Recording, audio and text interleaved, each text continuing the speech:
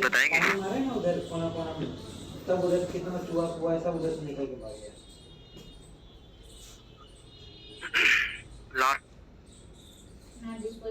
Topic बताओ यार, क्या चल रहा था।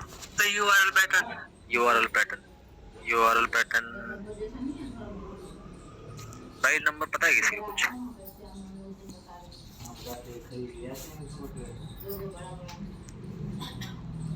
Slide numbers, view, URL pattern तो हो गया था।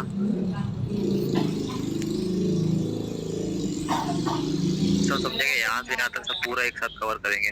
फिर हम बात करेंगे मॉडल्स की। यार देखो क्या कर रहे थे, हम एक प्रोजेक्ट बनाते हैं। पहले हम इसको नीचे लाते हैं, टर्मिनल को बॉटम में, और एक प्रोजेक्ट बनाएंगे।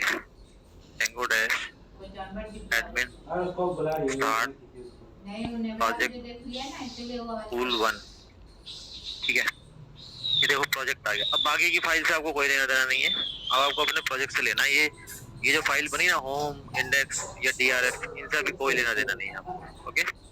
और सीडी करके हम जाएंगे स्कूल 1 में, और एक बना लेंगे एप्लीकेशन, स्टार्ट ऐप पोल, ठीक है। पोल आ गया। सबसे पहला काम है इसको आपके क्या करना, इंस्टॉल करना। इधर आओ, इंस्टॉल कर लीजिए और इसको क्लोज कर दीजिए। सबसे पहला काम है।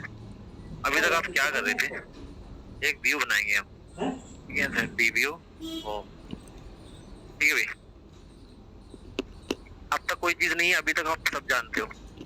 और सपोज करो मुझे एक रिस्पॉन्स भेजना है, या मुझे 2 नंबर का सम भेजना है, 10 b = 90, और एक रिजल्ट में डाल दिया मैंने a+b, और रिटर्न करा देते हैं। अब रिटर्न कराने के लिए हमें जरूरत पड़ेगी HTTP रिस्पॉन्स एक मॉड्यूल की, फ्रॉम Django, है ना, from Django .http import HTTP response, ठीक है। ये हमें जरूरत पड़ती थी इसकी बहुत इंस्टॉल करने की, इंपोर्ट करने की, करेक्ट। ये हमने इंपोर्ट किया और यहाँ पे इसको यूज कर लिया। HTTP रिस्पॉन्स हमने रिस्पॉन्स जो है डबल कोट में नहीं आया, लाइट आया तो मैं आवाज ऊपर से नीचे से ऊपर लेकर आता। हमने यहाँ पे डबल कोट लिखेंगे कुछ इस तरह से 6 टाइम्स। यहाँ लिख देंगे the sum of, string formatting पड़ा हुआ a and b is this, और dot format a, b, result. ये चीज आपको कहाँ दिख जाएगी, कंटेंट में दिख जाएगी, ठीक है ना।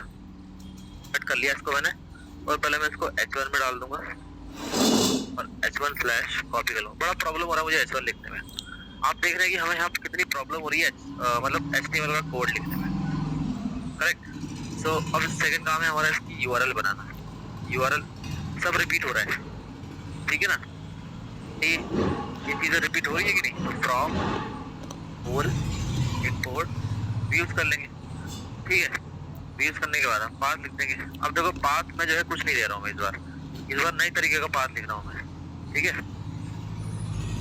यूज डॉट होम फंक्शन है और यहाँ पे कॉमा लगा दिया, करेक्ट। सर्वर रन कर लेते हैं, Python -.py run server. Server अगर ठीक ठाक रन हो रहा है तो मतलब कोई एरर नहीं है। और इधर आके देखेंगे लोकल होस्ट।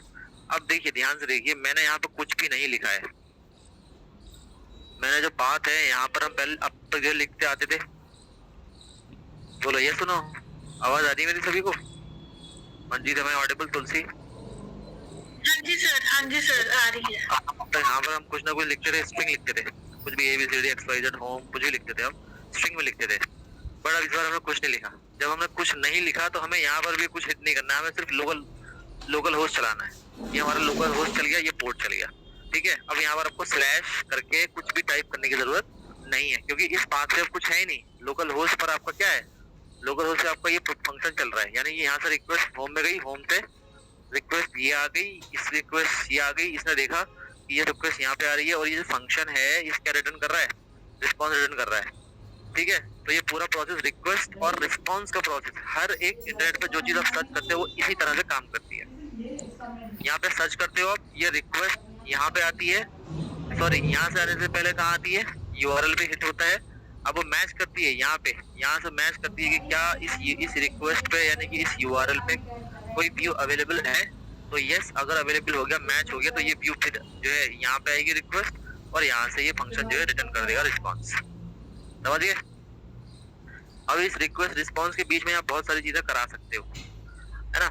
अब मान लो यहाँ से रिक्वेस्ट जो है करने से पहले आप करना चाहते हो कि आप कुछ एक ऐसी चीज रन कराना चाहते हो जैसे कि हेलो वर्ड रन कराना चाहते हो, है ना।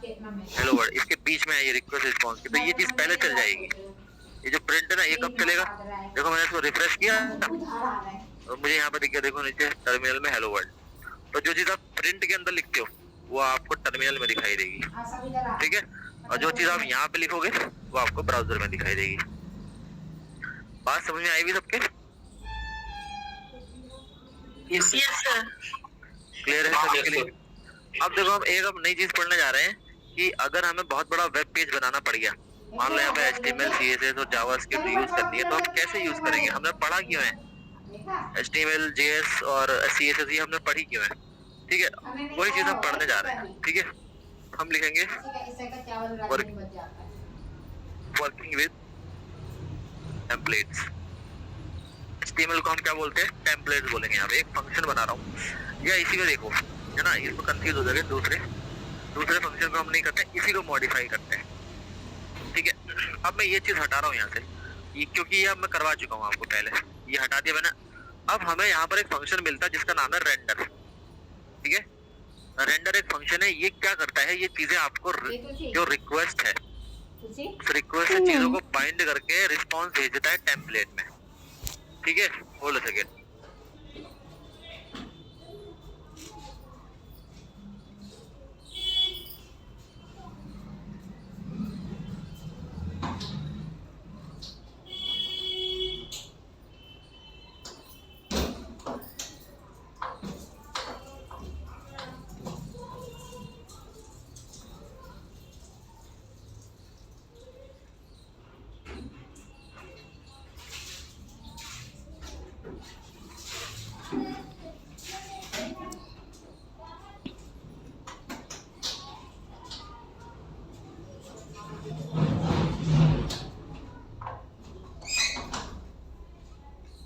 ये वाला ऐसे करके घुमा दे लात से, है ना छोड़ी? हाँ।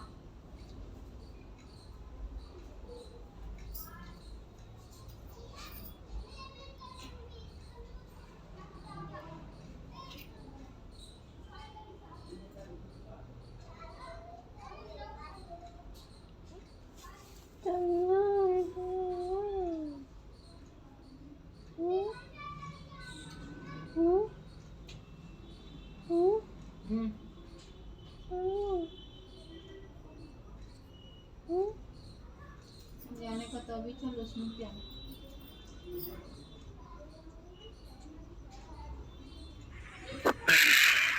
ठीक है भाई, तो कंटिन्यू करें।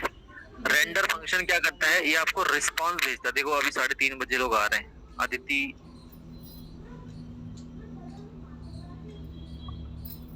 M I audible? आप हेलो? Yes sir. अदिति आपको मैंने टाइम दिया था 5 o'clock पे ज्वाइन करना है। आपका जो बैच है वो सेपरेट किया है। Okay sir. ठीक है, आपको कंफर्म करना चाहिए था। चलो, तो हम बात कर रहे थे इधर रेंडर फंक्शन की। ठीक है भाई, रेंडर फंक्शन क्या करता है? चीजों को टेम्पलेट में रिस्पॉन्स भेजने का काम करता है, सिंपली अगर बात करें तो। और ये लेता है, इससे कुछ आर्ग्यूमेंट लेता है एक्चुअली। आप ब्रैकेट लगाओगे तो पहला तो आर्ग्यूमेंट लेता है ये रिक्वेस्ट, ठीक है। दूसरा आर्ग्यूमेंट लेता है टेम्पलेट का नाम। आप टेम्पलेट क्या रखने वाले हो? टेम्पलेट का नाम मैंने रख दिया मान लो home.html। फिर तीसरा आर्ग्यूमेंट लेता है ये डिक्शनरी।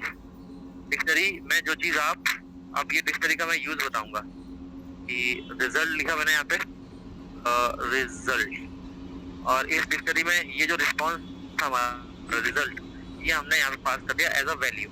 सबने पढ़ रखी डिक्शनरी, सब यूज हो रहा है यहाँ पे। जो कोर पाइथन पढ़ के आए हो आप वो सब यूज होगा, एडवांस पाइथन पढ़ के आए हो वो सब यूज होगा। ये डिक्शनरी है, इस डिक्शनरी में हमने यहाँ पे की बनाया और ये जो वैल्यू थी ये वाली वैल्यू हमने यहाँ पे पास कर दी। ठीक है सब? Is it clear everyone? Yes sir, clear. सभी को क्लियर है? बस हमने कुछ नहीं करा है, हमने बस इस लाइन को चेंज किया है। अब इस लाइन को चेंज करते ही चीजें बदल जाएंगी। अब यहाँ पर आप जब देखोगे तो ये मुझे एरर दे देगा। एरर दे देगा, टेम्पलेट डज नॉट एग्जिस्ट, बहुत बढ़िया एरर है ये, ठीक है। इसको रेक्टिफाई करते हैं अब। क्या बोल रहा है, टेम्पलेट डज नॉट एग्जिस्ट। अब मान लो अगर ऐसी एरर मिल जाती तो इसका मतलब क्या कर रहे हैं हम, या तो हम पाथ गलत दे रहे हैं, या हमने टेम्पलेट नहीं बनाया है, या हमारी कोई और मिस्टेक है टेम्पलेट से रिलेटेड, उसे सॉल्व करते हैं। अब जो है टेम्पलेट एक ऐसा कॉन्सेप्ट है जेंगो में कि आप दो जगह बना सकते हो।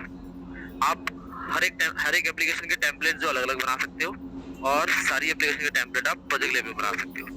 तो हम क्या कर रहे हैं, हम एप्लीकेशन पे जाएंगे। देखो ध्यान से देखिए, प्रोजेक्ट लेवल जो एप्लीकेशन है मेरी, इसमें दिख रहा है सभी को, ये जो एप्लीकेशन है इस पे मैं राइट क्लिक करूंगा और मुझे एक फोल्डर बनाना है जिसका नाम मैं रखूंगा टेम्पलेट्स, ठीक है साहब। इसका नाम मैंने टेम्पलेट्स ही देना है, ठीक है। एप्लीकेशन पर राइट क्लिक करना है, टेम्पलेट्स मुझे नाम देना है। इस पे एक बार और राइट क्लिक करके फाइल बना देंगे, क्या नाम रखेंगे, होम डॉट। क्लियर।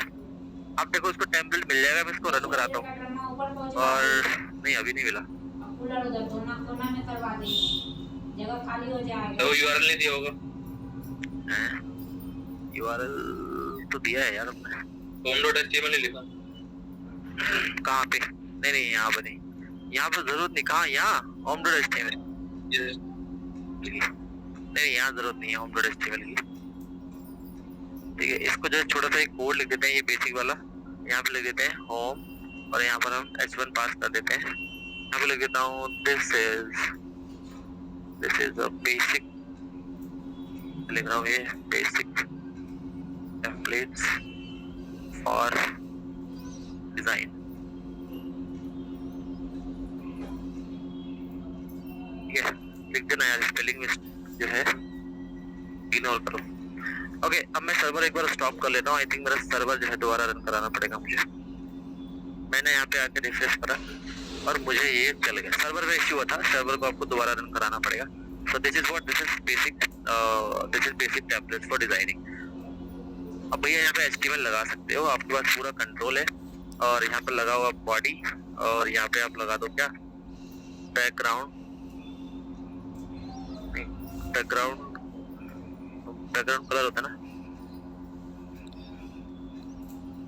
कलर मैंने दे दिया कॉलम रेड, ठीक है ना। रिफ्रेश कर देते, बैकग्राउंड कलर रेड लग गया, देखो पूरा सीन रेड ज्यादा गंदा दिख रहा है, हटा देते हैं। ग्रीन लगाया सर्वर रन हुआ तो ये हमारा ग्रीन इसका लग गया, ठीक है। अब मान लो मैं H1 में जो है लगाना चाहता हूँ, तो आपको पता है H1 को पकड़िए और कलर दे देंगे इसका लाइक ब्लू। ओके, हमारे टेक्स्ट का कलर ब्लू हो गया, और टेक्स्ट लाइन सेंटर। ओके, इसको रिफ्रेश करेंगे, टेक्स्ट मेरा सेंटर में आ गया। बॉर्डर दे देंगे, बॉर्डर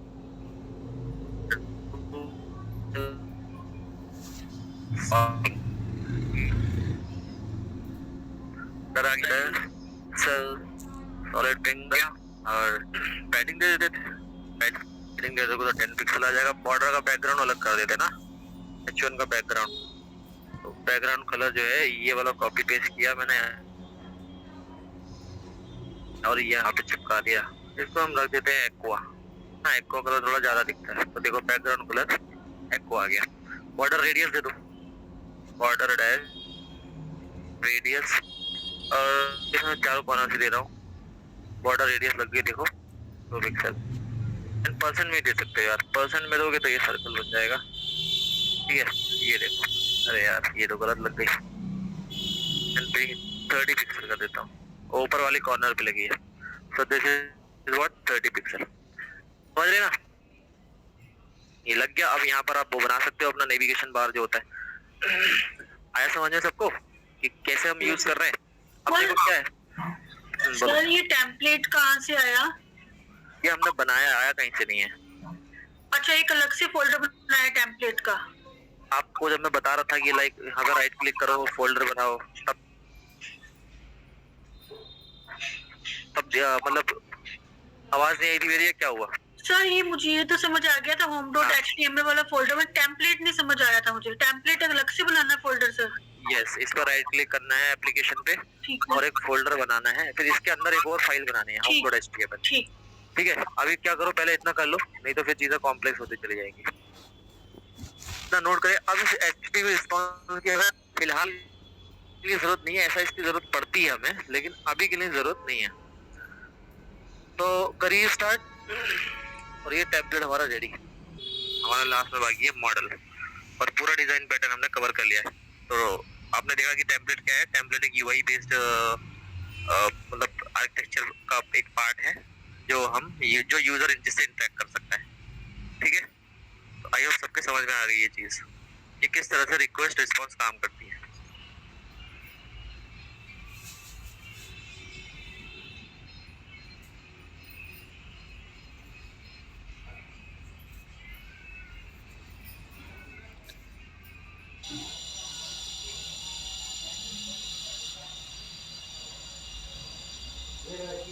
जस्ट हो सके ना, कोई बाकी है किसी का? वेरिएबल ले रहे 90, और वेरिएबल नहीं लेते हैं यार, हम लेते हैं ऐसा इम्पोर्टेंट चीज बनाते हैं लाइक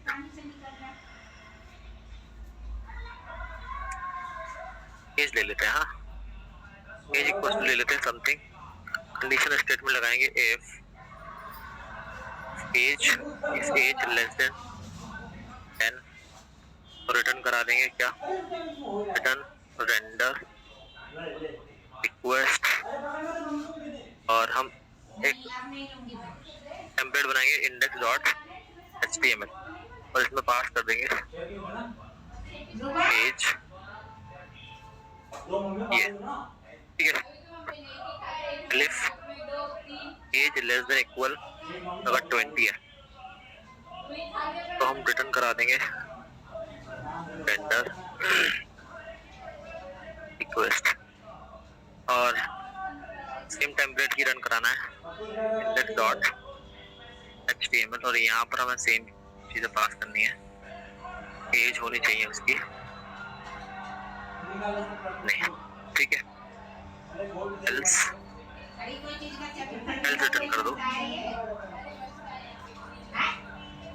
जस्ट हम चेक कर रहे हैं इसको किस तरह से हम लाइक कंडीशनल स्टेटमेंट यूज करेंगे इंडेक्स डॉट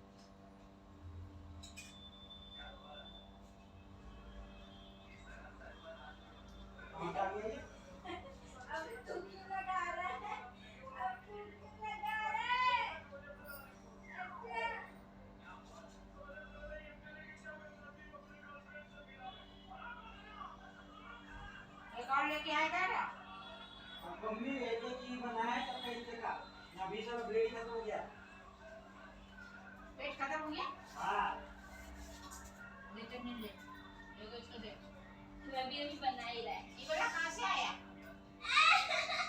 तू तो नीचे गई भी नहीं थी, ये जेब तो थी ना, वो निकल कर आ गया। क्लास से रिमूव कर दिया क्या मुझे? No internet connection.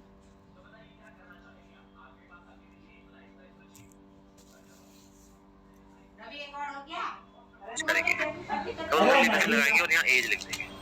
अब यहाँ पे इसको आगे देखेंगे तो उसकी एज जो भी होगी। अब तू तो अपने लिए 2 बना रहा है और मुझे 1 दिया है। अब इससे पिछले वाले लाइक और दे मुझे।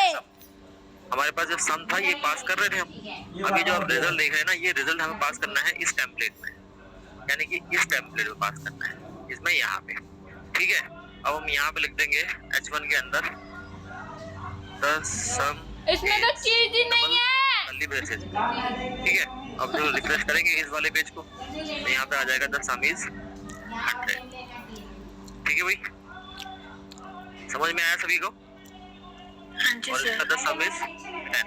ये हमने 2 व्यूज बना लिए हैं। बोलो, किसी को कोई डाउट है? No sir. अब ये जो चीज है ना, अब देखो ये जैसे ये चीज है, अब देखो बहुत ज्यादा रेप्लिकेशन हो रहा है यहाँ पे, चीजें यहाँ पर रिपीट हो रही है, एक ये और एक ये, है ना? तो हम क्या करते हैं ना, हम यहाँ पर एक वेरिएबल बना लेंगे, एक बार लिखेंगे बस इसको, ठीक है ना? एक बार लिखेंगे बस यहाँ पे, और इसके अंदर हम इसको हटा देते हैं यहाँ से, एल्स की जरूरत है नहीं, यहाँ पे लिखेंगे रिजल्ट में, और बस इसको एक ही बार लिखेंगे, ठीक है ना? एज इक्वल्स टू, एज में हम क्या डाल देते हैं, स्टूडेंट इज चाइल्ड, है ना? और अगर एज देन लेस देन 20 है तो हाँ, स्टूडेंट को नीचे लाते हैं, स्टूडेंट इज ओके। और ये दोनों चीजें हमें कहाँ पे रेंडर करा देनी है अगर ऐसा है तो, else age equals to student is above 20। हाँ, कुछ भी लिख सकते हैं आप अपने हिसाब से, कुछ भी लिख सकते हैं, और ये जो एज है वो यहाँ चली आएगी, ठीक है? तो यहाँ पे हम रिफ्रेश करते हैं इसको और देखो देख लेते हैं कि क्या कंडीशन सही हुई है। Student is young, the age आप ये लिख दो और एज भी प्रिंट करा सकते हो, क्योंकि एज में ये असाइन हो गया ना, लास्ट में जो कंडीशन इसमें से ट्रू होगी वो असाइन हो जाएगा। जैसे कि एज लेस देन, हमने यहाँ पे लिखा 10, तो 10 ग्रेटर देन 10 होता है क्या? नहीं, फॉल्स होगी, कंडीशन फॉल्स। ये चेक होगा तो 10 लेस देन 20 होता है क्या? यस। स्टूडेंट इज यंग, तो आपको क्या दिख रहा है? स्टूडेंट इज यंग, ठीक है? अब मैंने ऐसे यहाँ पे 5 कर देता हूँ, तो 5 मैंने किया, अब 5 यहाँ पे चेक होगा, एज इज लेस देन 10, तो एज लेस देन 10 है क्या? यस। तो स्टूडेंट इज चाइल्ड, यहाँ पे क्या प्रिंट हो जाना चाहिए? स्टूडेंट इज चाइल्ड, जो कि प्रिंट हो रहा है, करेक्ट। अब स्टूडेंट मान लो 50 कर देता हूँ, ठीक है? तो स्टूडेंट 50 लेस देन 20 होता है क्या? नहीं। 50 लेस देन 10 होता है क्या? नहीं। तो क्या चल जाएगा? Student is above 20, student is above 20। Clear है सबको? कंडीशनल स्टेटमेंट्स क्लियर है? ये बेटर अप्रोच है, और आप जैसे चाहे वैसे कर लो। कोई एज असाइन करना चाहते हो वो कर दो, या कुछ चीज और चीज असाइन करना चाहते हो आप वो कर सकते हैं, ठीक है? आपके हिस्से में 2 आ गए ना, इसीलिए और ये जो वेरिएबल आप देख रहे हैं, ये वेरिएबल कैसे पास किया जाता है हमने यहाँ पे पास उसके किया। साथ खालो अगर आप सॉस डिक्शनरी पास करना चाहते हो कोई, ठीक है? मान लो आपने लाइक कोई डिटेल पास करना चाहते हो यहाँ से, इस तरह से, लाइक नेम का एलेक्स है, मान लो हमने लिख दिया, किसी का नाम लिख दिया,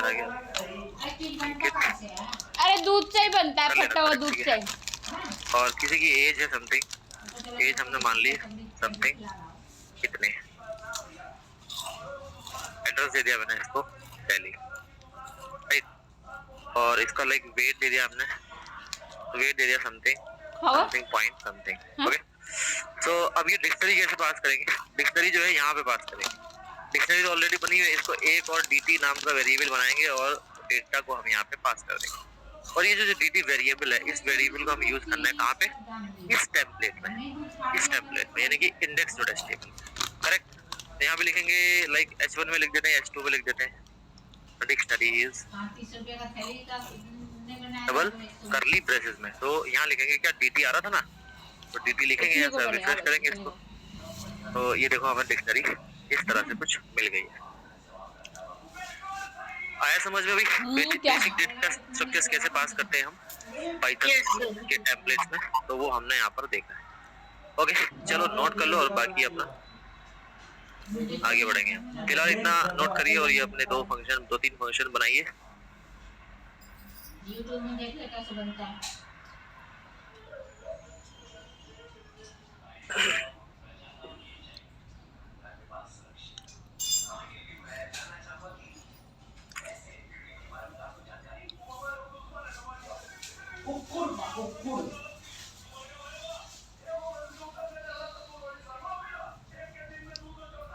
समोसा का चटनी लाया था खत्म क्या? ये वाला नहीं, हरा वाला था ना समोसा की चटनी, वो खा लो। वहाँ रखा है थोड़ा सा, हाँ है वहीं पन्नी में ही तो है, हटा लिया, फेंक दिया जा। देखिए क्या बनाया आपने। गरम कर दे, गरम करके। गरम कर दे, मैं खा लूंगी।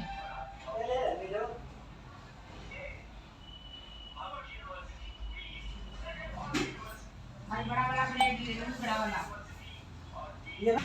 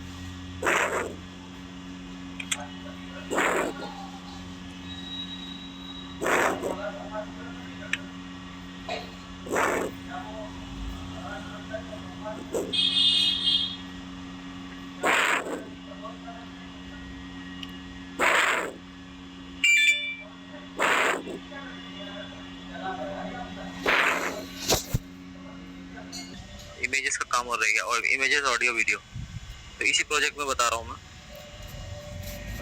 जैसे कि हमें बनाना पड़ता है एक और फोल्डर स्टैटिक नाम से, ठीक है। टेम्पलेट के अंदर बनाया हमने टेम्पलेट्स, सॉरी एप्लीकेशन के अंदर बनाया टेम्पलेट फोल्डर, और आप इसी के अंदर स्टैटिक नाम का फोल्डर भी बना सकते हो।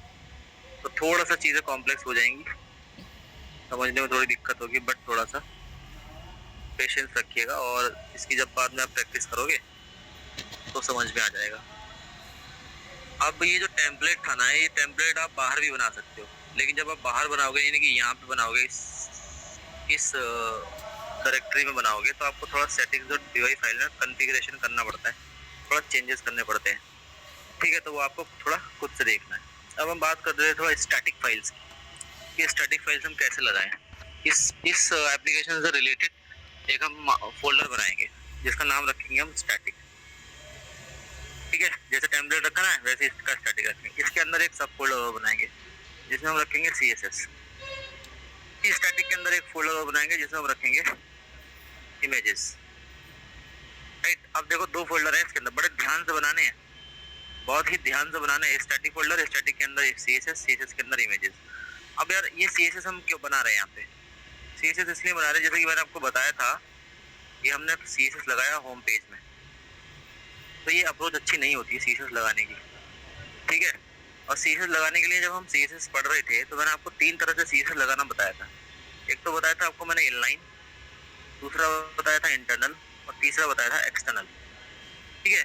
याद आया किसी को? 3 तरह से CSS लगाना बताया था, इंटरनल, इनलाइन, एक्सटर्नल। अब ये आपका क्या है, ये इंटरनल है, और इंटरनल मतलब इनलाइन आप यहीं पे लगा सकते हो स्टाइल टैग का यूज करके। तो ये अप्रोच अच्छी नहीं होती है, तो हम एक्चुअली करते क्यों है ऐसा? हमें अपना CSS अलग करना पड़ता है, JS अलग करना होता है, और बूटस्ट्रैप अलग करना पड़ता है। सारी चीजें अलग अलग रखनी है। मैं HTML अलग, क्योंकि इसमें कोड हमारी थाउजेंड्स ऑफ लाइंस जब कोड हो जाएगा तो ये सब मिक्सअप हो जाएगा, पहचानना मुश्किल हो जाएगा इसको कौन सा क्या है। इसलिए हम CSS अलग रखते हैं, JS अलग रखते हैं, बूटस्ट्रैप अलग रखते हैं, इमेजेस अलग, ऑडियो अलग, वीडियो अलग, और फाइल्स अलग, सारी जितनी भी फाइल्स होती है, करेक्ट। अब जब जेंगो में टेम्पलेट ही एक अलग कंसेप्ट है, बाकी ऑडियो, वीडियो, CSS, JS और आपका इमेजेस, ये सब किसके अंदर आता है? स्टैटिक के अंदर आता है। इन सबको मिला जुला के हम स्टैटिक फाइल्स बोलते हैं। समझ में आ गया भाई सबको? स्टैटिक फाइल्स किसको बोलते हैं? स्टैटिक फाइल्स आपको CSS को बोलते हैं, JS को बोलते हैं, ऑडियो वीडियो इमेजेस को बोलते हैं, राइट, बूटस्ट्रैप को बोलते हैं। HTML स्टैटिक नहीं है भैया, इसीलिए HTML को टेम्पलेट के अंदर डाला है हमने। HTML तो क्या है? टेम्पलेट्स है। ये आप जो है ये UI है, ये अलग पार्ट है, समझ रहे ना? Okay sir. हाँ, अब हमें जो स्टैटिक नाम का फोल्डर बनाया, इसके अंदर सारी चीजें रखनी है इस एप्लीकेशन से रिलेटेड। इस एप्लीकेशन से जो भी चीजें रिलेटेड होगी वो सब इसी के अंदर रख रहे हैं हम। इसके अंदर स्टैटिक फोल्डर के अंदर, इसलिए हमने इसके अंदर एक फोल्डर बनाया CSS का, एक इमेजेस का, एक JS का बनाओगे और एक इमेजेस ऑडियो वीडियो का बनाओगे और बूटस्ट्रैप का भी बनाओगे। अब CSS के अंदर जो है हम ये CSS ना लिख के, ये CSS ये वाली यहाँ पर ना लिख के हम अपनी फाइल बनाएंगे। फाइल बनानी है, नॉट द फोल्डर। इस पर राइट क्लिक किया और हमने यहाँ पे दे दिया home.css। तो फाइल का नाम क्या देंगे, home.css। अब इसमें कुछ इमेजेस लेकर आएंगे हम। इमेजेस यहाँ से तो पेस्ट हो गई। अब मान लो देखो मैंने बॉडी टैग लिखा, अब यहाँ पे लिखना आसान है क्योंकि यहाँ पे थोड़ा सा हेल्प मिल जाती है, ठीक है ना। बैकग्राउंड कलर दे तो खुद ब खुद आ जाएगा। लाइट, वहाँ पर जो है आपको हेल्प नहीं मिलेगी, ऑटो जनरेट नहीं होगा, ठीक है। और फॉन्ट साइज दे देते हैं हम, फॉन्ट फैमिली दे देते हैं हम, कुछ भी ये वाली फॉन्ट फैमिली, पूरी बॉडी की फॉन्ट फैमिली हो जाएगी, ठीक है ना। फॉन्ट स्टाइल दे देते हैं, पूरी बॉडी का फॉन्ट स्टाइल हम दे देते हैं, इटैलिक दे देते हैं, चलो ओके। और अब देखो मैं कर क्या रहा हूँ एग्जैक्टली, इस पर देखना ध्यान से। मैं इस H1 पे लगाना चाहता हूँ अपना कोड, कलर दे दूंगा मैं इस कलर दे दिया। अब मैंने ये वाला CSS हटा दिया यहाँ से, ये CSS मैं यहाँ से हटा रहा हूँ, ठीक है ना। H1 लगाया, H1 मैंने दे दिया रेड और बॉर्डर दे दिया मैंने 2 पिक्सल, डैश्ड ब्लू या कुछ भी दे दो यार, ये दे दिया मैंने, ठीक है। हेडिंग दे दिया 20 पिक्सल, ओके। और बैकग्राउंड कलर दे दिया मैंने लाइट ब्लू, ठीक है। सिर्फ CSS लगा रहा हूँ पहले, इमेजेस ऑडियो वीडियो बाद में दिखाऊंगा। मतलब इमेजेस देखेंगे, ऑडियो वीडियो नहीं देखेंगे। ऑडियो वीडियो की जरूरत है नहीं, अभी इमेजेस की जरूरत है। समझ में आ गया भी सभी को? यहाँ तक क्लियर है सभी को? ये सिर्फ हमने CSS लिखी है। अब इसे इंटीग्रेट कैसे करना है? इसे इंटीग्रेट करना है हमें इस होम पेज में, इस वाले पेज में, ठीक है। तो ये टेम्पलेट हमारा है होम टेम्पलेट। अब सबसे पहले तो जब हम स्टैटिक में काम करते हैं तो हमें ज़रूरत पड़ती है इस एकदम टॉप पे लोड टेम्पलेट की, load static, sorry file name save नहीं हुए, सॉरी फाइल नेम सेव नहीं हुए सर। ये सेम कहाँ पे हुए home.html home.css भैया? एक्सटेंशन अलग है, सेम से क्या मतलब? एक्सटेंशन तो चेंज है ना, .css है या .html है, उससे मतलब नहीं है, ठीक है। जब आप, हाँ, जब भी आप स्टैटिक, क्लियर है राजेश? क्लियर है? एक्सटेंशन अलग है, आप अलग रख लो, कोई दिक्कत नहीं है यार। अगर आपको कंफ्यूजन हो रहा है तो आप कुछ और रख सकते हो, ठीक, नो इश्यूज। तो सबसे पहले जब भी आप स्टैटिक में काम करते हैं तो ये टैग आपको यहाँ पे स्टार्टिंग में लिखना पड़ता है। किसी भी HTML पेज के सबसे टॉप में टैग लिख दिया हमने। अब इस चीज़ को लिंक करना है हमें। ये home.css तो था ना, लिंक कहाँ पे करते हैं? यहाँ पे लिंक करते हैं। तो लिंक कैसे करेंगे? वही टैग लिंक CSS, ठीक है, ये कर दिया। अब ये जो चीज़ है ना यहाँ पे, तो हम ऐसे ना लिख के हम लिखते हैं स्टैटिक, ये वाला टैग रहेगा, या तो कॉपी कर लेना। अब ये टैग रहेगा और यहाँ पर हम अपनी फाइल का नाम देंगे। मतलब मेरी फाइल किसके अंदर है? मेरी फाइल है CSS फोल्डर के अंदर, स्लैश, क्या नाम है फाइल का? स्लैश home.css, ठीक है। थोड़ा ज़्यादा कॉम्प्लेक्स हो गया, देख लेते हैं एरर वीरर तो नहीं आ रही है कहीं। और ये हमने यहाँ पे इंटीग्रेट किया है। और ये मेरी फाइल जो है, ये पाथ दे रहा हूँ मैं किसका? देखो यहाँ से पाथ देंगे, स्टैटिक तक का पाथ वो खुद ले लेता है इसकी हेल्प से। स्टैटिक तक का जो पाथ है वो खुद ले लेता है, इसके बाद का पाथ देना है हमें CSS के अंदर home.css, ठीक है भाई, home.css। चलते हैं और देखते हैं मेरा होम टेम्पलेट जो है उसमें मेरा CSS अप्लाई हुआ है या नहीं हुआ है। तो CSS मेरा इस बार मैंने चेंज किया था, इस बार रिफ्रेश करूंगा तो सारा CSS गायब हो गया है। हार्ड रिफ्रेश करके देखते हैं। हार्ड रिफ्रेश किया, अभी भी अप्लाई नहीं हुआ मेरे साथ। सर्वर स्टॉप करके दोबारा रन करके देखेंगे हम। सर्वर में कोई इशू आ जाता है कभी कभी। अब रिफ्रेश करेंगे तो यस अप्लाई हो गया, देखो CSS अप्लाई हो गई है, ठीक है भाई, ये हो गया हमारा CSS अप्लाई। अब इसमें आप जो चाहे वो करो आप, ओके। बैकग्राउंड कलर ज़्यादा गलत हो गया है, हम लाइट दे देते हैं, कुछ लाइट ये दे देते हैं, ओके, ये गलत गया। और ये बैकग्राउंड कलर मेरा यहाँ पे है, और इसमें H1 को मैं टेक्स्ट अलाइन कर देता हूँ सेंटर, तो मेरा जो H1 है वो सेंटर में आ जाएगा, ठीक है। बॉर्डर रेडियस दे देता हूँ मैं, बॉर्डर रेडियस 20 पिक्सल दे देता हूँ। तो जो बॉर्डर है मेरा वो रेडियस लग गई, देखो इसमें कॉर्नर देखो चेंज हो गए, ओके, ठीक है एवरीवन, डन। और अगर आप डिस्प्ले करना चाहते हो, डिस्प्ले ब्लॉक करना चाहते हो, सॉरी इनलाइन करना चाहते हो दोनों को, तो आप इन दोनों को इनलाइन कर दोगे, एक लाइन में आ जाएंगे। ये देखो, ठीक है, ये दोनों चीजें एक लाइन में आ गई। The some is this and तो यार ये मार्जिन दे देते हैं, मार्जिन टॉप दे देते हैं, पिक्सल थोड़ा ऊपर से नीचे लाते हैं।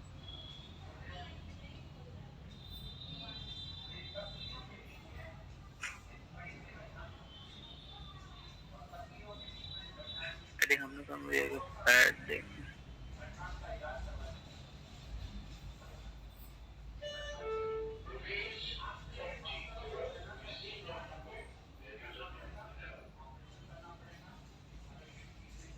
ठीक है, कर लेना यार, ये थोड़ा फ्रंट एंड का काम है, आप इसको देख लीजिएगा। तो ये भैया सीएसएस लग गई है, कितना करना पहले आगे बढ़े, इमेजेस लगाएं,